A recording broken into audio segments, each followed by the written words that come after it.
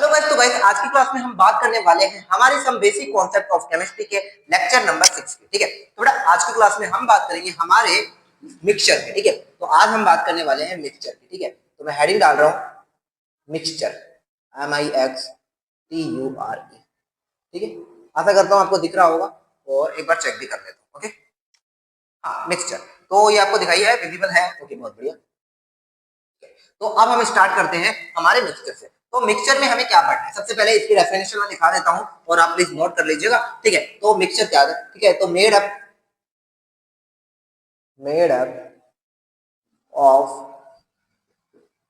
To और more components. ठीक है, टू और मोर एलिमेंट्स, टू और more elements made up of two और मोर एलिमेंट्स। ओके, बहुत बढ़िया। टू और मोर एलिमेंट्स और कंपाउंड्स और और both in any proportion, in any proportion। तो ये है हमारी मिक्सचर की डेफिनेशन। तो चलिए एक बार इसको समझ लेते हैं क्या कहते हैं।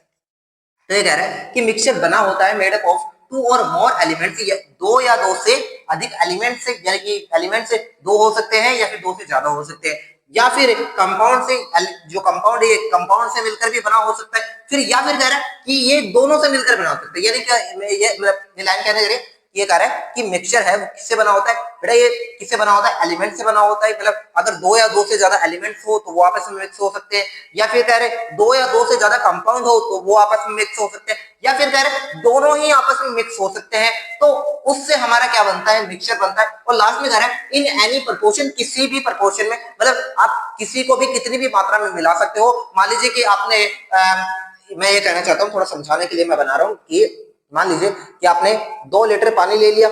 ठीक है, मिक्सचर बना रहे, 2 लीटर पानी ले लिया और आपने क्या कर लिया कि यहाँ पे 2 लीटर पानी है और यहाँ पे मैं क्या ले रहा हूँ, 3 kg शुगर सॉल्यूशन ले लेता हूँ, सॉरी शुगर ले लेता हूँ, 3 kg शुगर। तो इन दोनों का मिक्सचर हो सकता है। तो मैं कह रहा हूँ ये वाली क्वांटिटी कुछ भी हो सकती है। ठीक है, ये क्वांटिटी कुछ भी हो सकती है, तो इनका कोई भी रेशियो हो सकता है। तो किसी भी रेशियो में हम इनको ऐड कर सकते हैं, किसी भी प्रोपोर्शन में हम इसको ऐड कर सकते हैं। तो यहाँ तक समझ में आ रहा है? बहुत बढ़िया सर, हमें समझ में आ रहा है। ठीक है, ठीक है, तो अब इसके हम आगे बात करते हैं। एक छोटी सी लाइन हमें याद है, can be separated by simple physical method, can be separated by simple physical method. ठीक है, यानी कि इनको हम किसी भी सिंपल फिजिकल मेथड से क्या कर सकते हैं, सेपरेट कर सकते हैं। इनको किसी भी सिंपल फिजिकल मेथड से हम क्या कर सकते हैं बेटा, सेपरेट कर सकते हैं। तो ये आपको पता होना चाहिए, किसी भी सिंपल फिजिकल मेथड से हम इनको क्या कर सकते हैं, सेपरेट कर सकते हैं। ठीक है, आगे चलते हैं बेटा। आगे हमें क्या याद करना है, हमें ये याद करना है कि इनका टाइप कौन से, हमें इनके टाइप की बात करनी है। तो इनके दो तरह के टाइप है सर। फर्स्ट टाइप कौन सा है बेटा, फर्स्ट टाइप है होमोजेनस मिक्सचर। कौन सा है, होमोजेनस मिक्सचर, होमोजेनस मिक्सचर। ठीक है, फर्स्ट टाइप है हमारा होमोजेनस मिक्सचर और सेकंड टाइप है हमारा हेट्रोजेनस मिक्सचर। कौन सा है बेटा, हेट्रोजेनस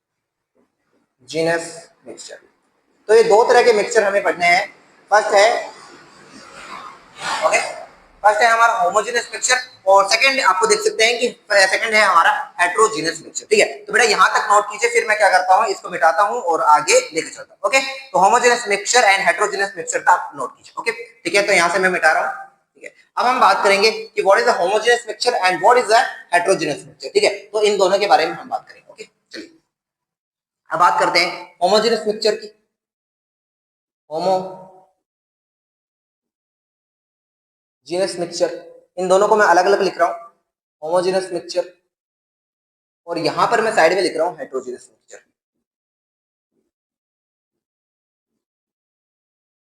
हेट्रोजेनस मिक्सचर, तो homogeneous mixture and heterogeneous mixture, इन दोनों को हम बात करने वाले हैं। तो चलिए लाइन वाइज लाइन हम इन दोनों के बारे में डिस्कस करते हैं। ओके, चलिए तो सबसे पहले बात करता हूं मैं होमोजेनस मिक्सचर की। तो होमोजेनस मिक्सचर में क्या होता है, तो सबसे पहले एक लाइन लिख देता हूं, एक इंग्लिश की बहुत भारी भरकम सी मैं लाइन लिखता हूं, uniform composition composition through out the mixture, ठीक है, थ्रू आउट द मिक्सचर, ठीक है। अब सर ये क्या है बेटा, एक चीज मैं आपको जरूर बता देता हूँ, ठीक है, आपकी थोड़ी सी कई बार होता है क्या कि इंग्लिश मीडियम के बच्चों के लिए प्रिफरेबली, मतलब ज्यादातर मैं देखा है कि इंग्लिश मीडियम के बच्चे सब्जेक्ट को तो बहुत अच्छे से समझ लेते हैं लेकिन वो इंग्लिश को समझ नहीं पाते। तो मैं आपसे कहना चाहूंगा, अगर आपकी थोड़ी सी इंग्लिश वीक है या फिर इंग्लिश आप समझ नहीं पाते हैं तो थोड़ा सा अपना ग्रामर जरूर सुधार लीजिएगा। ऐसा नहीं हो कि आपको सब्जेक्ट तो समझ में आ रहा है लेकिन आपको इंग्लिश समझ में नहीं आ रही कि इंग्लिश की वो लाइन क्या कहना चाहती है। तो वैसे तो मैं इंग्लिश की लाइन को अच्छी तरह से ट्रांसलेट करके उसका मतलब समझा देता हूँ, फिर भी आप अपने से भी कुछ मेहनत जरूर कीजिएगा। ऐसा नहीं हो कि फिर हाँ मतलब सब्जेक्ट तो रह गया और मतलब इंग्लिश के चक्कर में आपका सब्जेक्ट भी रहेगा। तो मैं ये कहना चाहता हूँ कि अच्छे से इंग्लिश को भी उतना ही महत्व दीजिए जितना आप इस सब्जेक्ट को, केमिस्ट्री को दे रहे हैं। ओके, ठीक है, चलिए। तो इसका मतलब uniform composition through out the mixture, यानी कि जो मिक्सचर है, मिक्सचर में एक यूनिफॉर्म कंपोजिशन पाया जाएगा। यूनिफॉर्म कंपोजिशन का मतलब है कि दोनों ही समान रेशियो में होंगे, या फिर कह सकता हूं दोनों को हमें अच्छा, इसे दूसरी लाइन से समझाऊंगा मैं, ठीक है। अभी अभी यहाँ पे यूनिफॉर्म कंपोजिशन मतलब यूनिफॉर्म कंपोजिशन ये समझिए सारा सेम होगा, मतलब ये समझिए सारा का सारा सेम होगा। यहां तक सही है। चलो एक और सेकंड लाइन में आपको यहाँ पे लिखना चाहूंगा uniform composition, and second line है क्या, चलो मैं देख लेता हूँ। अच्छा, इसमें यूनिफॉर्म कंपोजिशन ही है। एग्जांपल से मैं आपको एक, ठीक है, एग्जांपल से इसको समझा देता हूँ, ठीक है। एग्जांपल है sugar solution, sugar solution, sugar solution, ठीक है। और एग्जांपल्स हैं हमारे salt solution, okay, sugar solution, salt solution. तो ये सारे एग्जांपल आपको याद रखने हैं क्योंकि काफी इंपॉर्टेंट है। ब्रास, ठीक है, ब्रास, और भी हमारा होता है, और एक और याद रख लेना आप, एयर, ठीक है, एयर, ठीक है। तो ये आप सभी एग्जांपल्स याद रख लेना। तो ये क्या होते हैं, यूनिफॉर्म क्या होते हैं, सही होमोजेनस पिक्चर होते हैं। होमोजेनस पिक्चर को मैं समझाना चाहूँ कि जब आप एक वाटर ले लिया, आपने वाटर ले लिया, यहाँ पे एक वाटर है, वैसे तो आपको पता होगा फिर भी मैं समझाऊं कि वाटर है, और वाटर के अंदर मैं क्या ऐड करूं, शुगर ऐड करूं। क्या ऐड करूं बेटा, शुगर ऐड करूं। तो जैसे ही आप वाटर के अंदर शुगर ऐड करेंगे, मतलब चीनी ऐड करेंगे, सर चीनी, चीनी गांव देहात में खांड बोलते हैं, खांड है ना, ठीक है। तो जैसे ही हम चीनी इसमें ऐड करेंगे तो होगा क्या, चीनी इसमें बिल्कुल मिक्स हो जाएगी। क्या हो जाएगी, बिल्कुल मिक्स हो जाएगी। तो मैं अब वाटर और चीनी इन दोनों को अलग अलग नहीं देख सकता, दोनों को सेपरेटली मैं नहीं देख सकता। तो यही जो हमारा सॉल्यूशन बन के आया है उसे हम कहेंगे होमोजेनस मिक्सचर। होमोजेनस का मिक्सचर का मतलब uniform composition through out the mixture. इसका मतलब होता है कि इस पूरे के पूरे मिक्सचर में एक यूनिफॉर्म कंपोजिशन आपको देखने को मिलेगा। कोई ऐसा नहीं है कि कोई लेयर बनती हुई नहीं दिखेगी, सारा का सारा जो मिक्सचर है वो एकदम सीधा आपको दिखाई देगा, मतलब कोई भी आपको सेपरेशन आपको दिखाई नहीं देगा। ओके, तो यहां तक आपको समझ में आ चुका होगा। प्लीज ये एग्जांपल आप जरूर याद कर लीजिएगा, ये एग्जांपल काफी इंपॉर्टेंट होते हैं। ओके, ठीक है।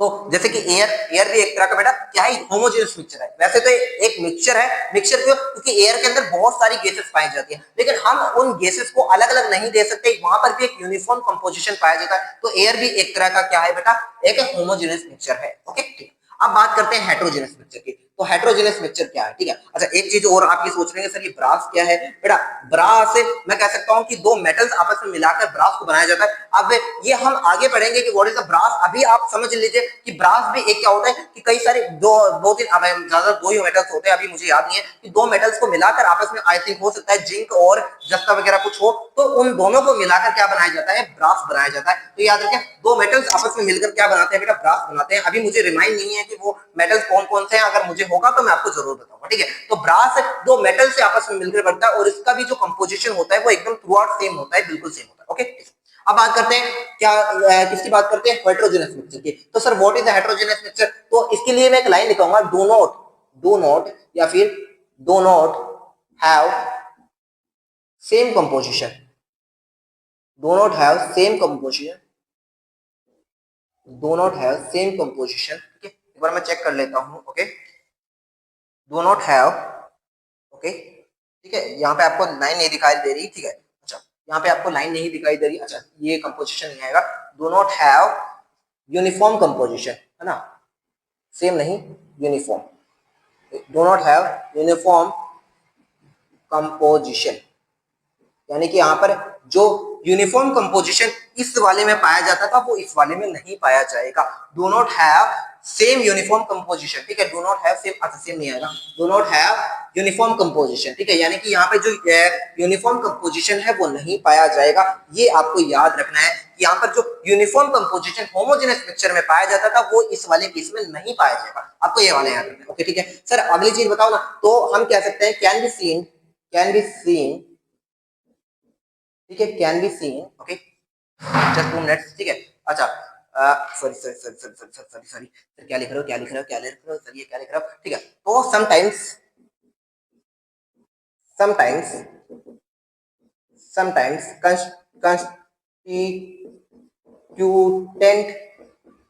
constituent can be seen, can can be seen by naked eyes। अच्छा, अब ये लाइन क्या करना चाहिए, तो ये कह रही है कि समटाइम्स कुछ कंस्टिट्यूएंट्स होते हैं उन्हें can be seen by naked eyes, उन्हें हमें अपनी नंगी आंखों से देख सकते हैं। नेक्ड आइज मतलब अपनी आंखों से देख सकते हैं, ये जो आंखें हम देख रहे हैं इसको हम नंगी आंखों से देखते हैं। और विदाउट नेक्ड आइज का मतलब होता है कि कोई माइक्रोस्कोप से देखना, मतलब किसी भी ना किसी कुछ स्कोप के जरिए देखना, समझ गए, मतलब कुछ इंस्ट्रूमेंट के जरिए अगर हम किसी ऑब्जेक्ट को देखते हैं ताकि उसे हम बड़ा देख सके तो वो होता है विदाउट नेक्ड आइज। लेकिन नेक्ड आइज का मतलब होता है कि हम किसी भी इंस्ट्रूमेंट मतलब किसी भी ऑब्जेक्ट को हम देख रहे हैं विदाउट इंस्ट्रूमेंट। ओके, आपको समझ में आ गया, ठीक। अब इसके एग्जांपल लिख लेते हैं बेटा, एग्जांपल काफी इंपॉर्टेंट है। एग्जांपल है जैसे कि हाँ चॉक पाउडर, ये काफी इंपॉर्टेंट है, चॉक पाउडर काफी इंपॉर्टेंट एग्जांपल है, चॉक पाउडर।